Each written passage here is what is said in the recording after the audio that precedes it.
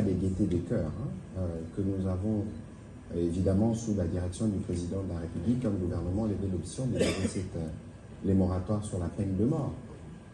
Mais parce que nous sommes, j'ai vu notamment l'Union européenne encore elle réagir à ces propos, nous comprenons leur réaction, mais nous sommes dans un contexte précis où nous voulons justement arrêter des morts des Congolais que nous comptons par millions.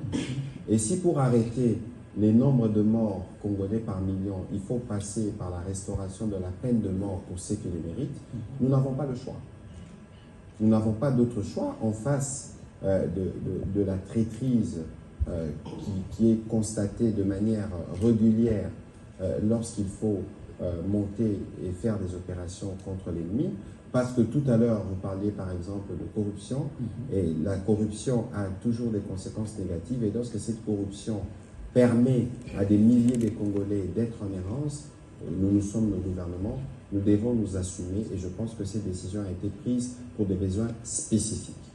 Ma collègue de la justice, je pense, a pris une note circulaire qui les montre et qui l'atteste et qui fixe je pense, les infractions ou les comportements qui sont constatés. Je pense que des mesures seront prises pour que chaque fois que justice devra être dite de cette manière, que cela soit des sortes qui sont méritées. Donc il y aura un processus d'encadrement particulier qui se fera.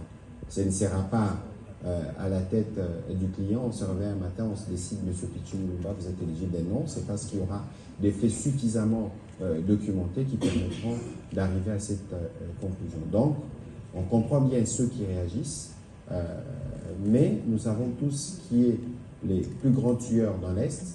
On ne les cite pas. On pense au contraire qu'il faut continuer à travailler avec lui, mais tout ça, ça relève de l'injustice et nous prenons des mesures en interne pour répondre à ces questions.